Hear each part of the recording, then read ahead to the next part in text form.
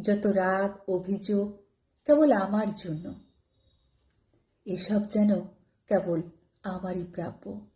কিছু বলতে গেলেই বলে ওঠো, আরে বোকা, তুমি তো আমার আপন, বড্ড কাছের। তোমাকে ছাড়া কাকে বলবো, কার ওপর রাগ দেখাবো বলো তো? এমন কথা শুনে ভাবতে থাকা, সত্যি কি আপন মানুষগুলোকে যা খুশি তাই বলা যায়, দেওয়া যায় কষ্ট? কই, আমি তো তাদের ভালো রাখার কথা ভাবি, কষ্ট পাবার কথাগুলো আড়াল করি। তবে কি আমি ভালোবাসি না তাদের? উত্তরগুলো মেলাতে পারি না। তবে আজ একটা কথা বলতে ভীষণভাবে মন চাইছে। আজ থেকে আমায় পারলে কেউ আপন ভেবো না, আজ থেকে কেউ ভালোবেসো না, আমায় করো না কেউ তোমাদের কাছের। আজ থেকে পারলে আমায় একটু পর করো, যেভাবে পরের সাথে কথা বলো।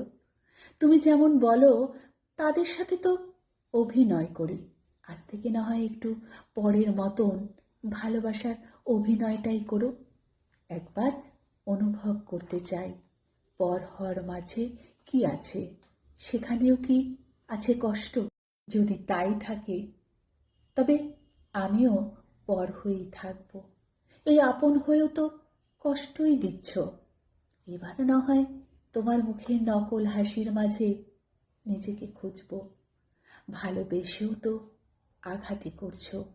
একটা কথা জানো, পর কষ্ট দিলে তেমন কষ্ট হয় না, ভুলে যেতেও সময় লাগে না। তবে এই যে আপন বলে অবহেলার মতন করে ভালোবাসা দিচ্ছ, তা অনেক বেশি কষ্ট দেয়। তাই পারলে আজ থেকে আর আপন করে ভালোবেসো না, পারলে একটু ঘৃণা করো। আমি বুঝে নেব, পর তো কখনো আপন হয় না। আমিও না হয় একটু অভিনয় করতে শিখে নেব। কথা দিলাম আর আপন হতে চাইব না, বলবো না একটু ভালোবেসো। পরকে যেমন করে মিথ্যে সম্মান করো, ঠিক তেমন করে আমাকেও একটু সম্মান করো। আমি সেই মিথ্যেটাকেই কাছের করে নেব, সত্যি বলছি, আর অভিযোগ করব না। আজকের লেখাটি ভালো লাগলে অবশ্যই একটা লাইক, কমেন্টস এবার শেয়ার করে দিন।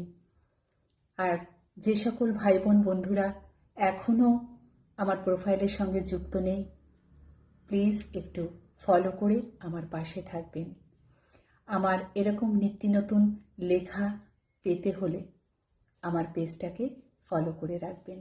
আজ তবে আসি, আবার দেখা হবে নতুন কোনো ভিডিওতে আপনাদের সাথে। সকলে ভালো থাকবেন, সুস্থ থাকবেন এই কামনা করি। Tata, bye bye.